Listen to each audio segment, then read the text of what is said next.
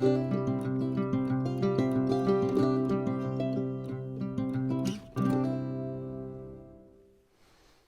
there. Thank you for joining me for a weekly word where we are talking about the lion, the witch, and the wardrobe. I'm so glad that you are with me. I'm Pastor Eric Tritten. I'm from Gloria Dei Lutheran Church in Hudson, Ohio. And across the summer, we're going to take some time to look at this classic book by C.S. Lewis to talk about our faith and to talk about the hope that we have in Jesus. So last week I introduced the book in general.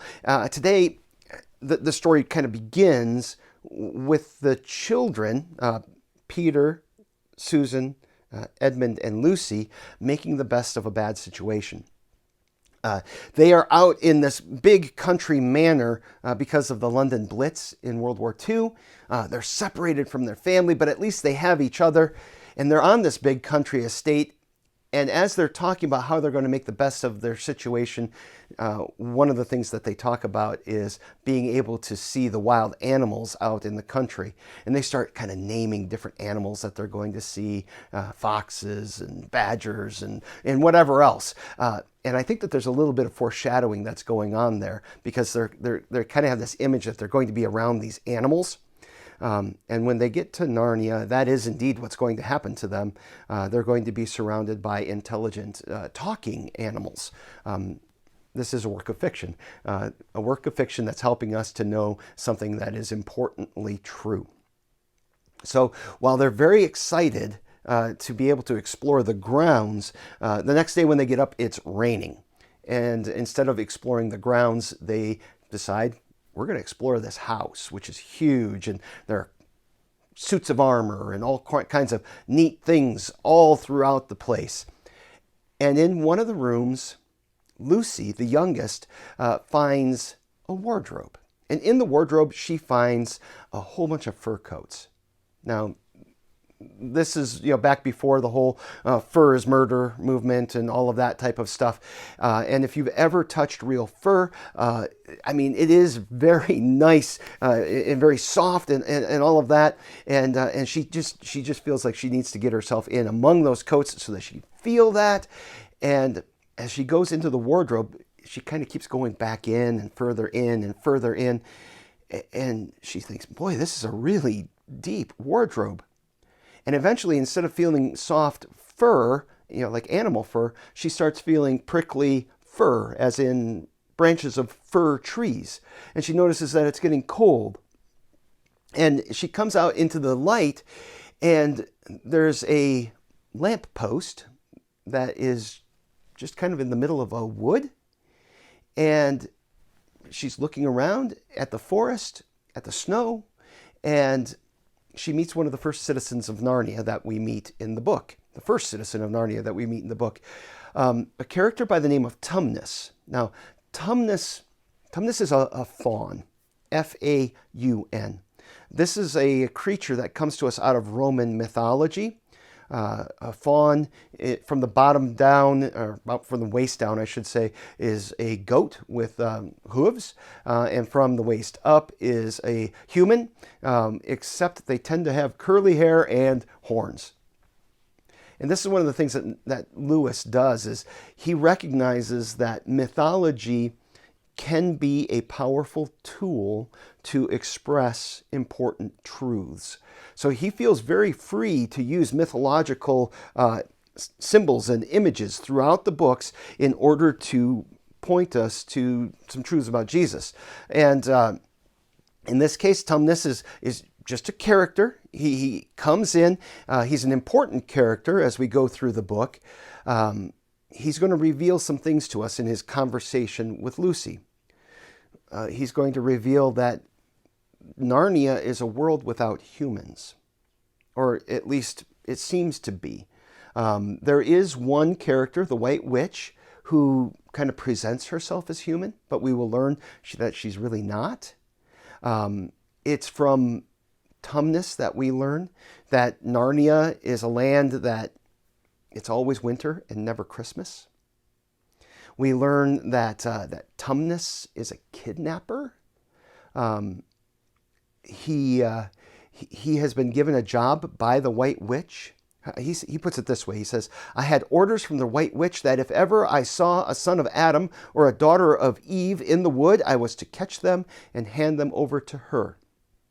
Now, there is a little bit of a mystery still in terms of why the White Witch would want anybody to do this, and that's going to be revealed later. But I'll say for now that there is a prophecy about two boys and two girls, two sons of Adam and two daughters of Eve, who would come in and they would fulfill a prophecy. And as Tumnus is talking, I think one of the things that we see is that he is living in a world that is in rebellion against its creator. All is not well in Narnia. He tells Lucy some stories about the past, about changing seasons and dances and joyful, beautiful things that used to happen. But now it's always winter and never Christmas. There's this impending gloom that hangs over everything. And as we hear that, I think we do well to think back to Genesis chapter 3, where Adam and Eve, who've also been introduced into our story here, they disobeyed God, and the world became a place that lives in rebellion against God. And we can see that in all kinds of different ways in our own lives and in our world. We can see it in the way that justice is perverted among us. We can see it in the way that we have people who lack. We can see it in the way that people are mistreated, the violence that is in our world. What Lewis is doing is he's showing us a world that is in rebellion, but he's doing it in a safe way that we can kind of start to wrestle with it in a softer manner, so that later we can deal with some more difficult topics. And I think that's actually a wise thing to do, to deal with something a little bit safer, and then as you introduce that, you can deal with bigger issues. Narnia is also a world that has a sense of right and wrong. And this is important too, because even though Tumnus was a kidnapper and he was supposed to take Lucy to the White Queen, he definitely has a sense that what he's doing is wrong. He played a song for Lucy on a magic reed pipe that caused her to fall asleep. And his plan was to take her, but then he repents.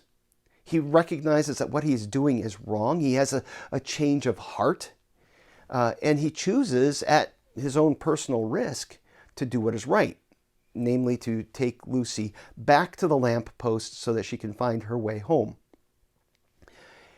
And it's here that we get our first experience of forgiveness in this book.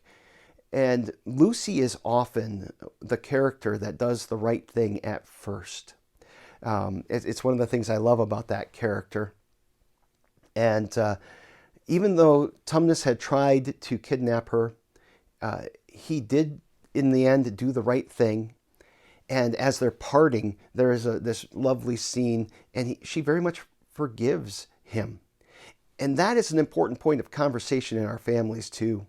Or even just talking about the world, because this is one of the things that we are sadly lacking. There is no forgiveness for people who do things that are wrong, even for people who make mistakes.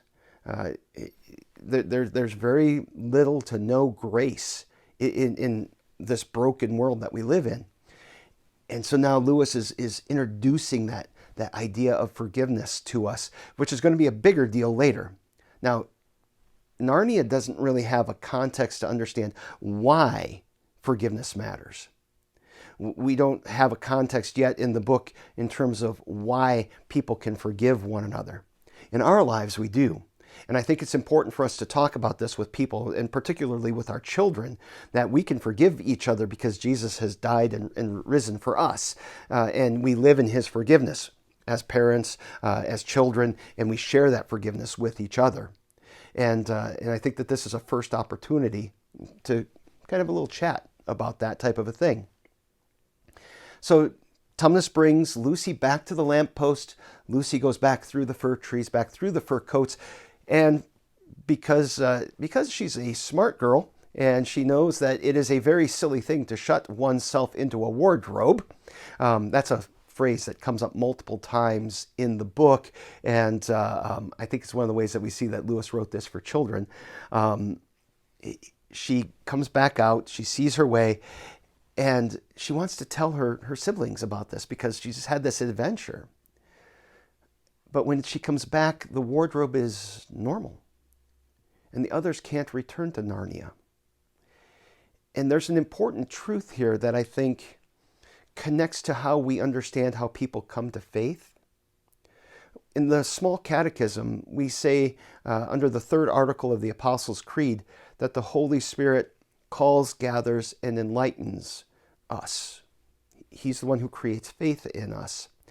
And Narnia has the sense that there is someone on the other side who calls you in, who calls you to be part of this world.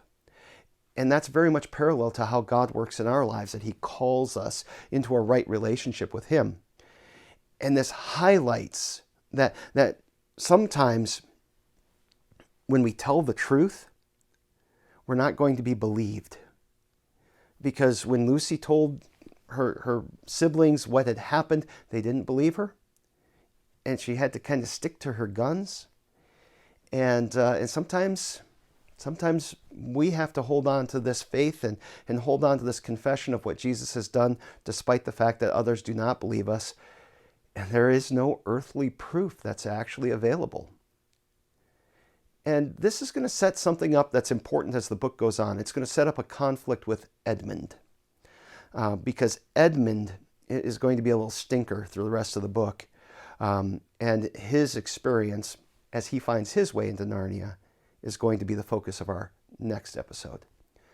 Thanks for taking some time to be with me. I hope that this is something that you're enjoying. If you are, please like it, rate it, share it. I really think that if you enjoy it, somebody else will. If you find it helpful, somebody else will. And then come back next week and we'll talk a little bit about Edmund.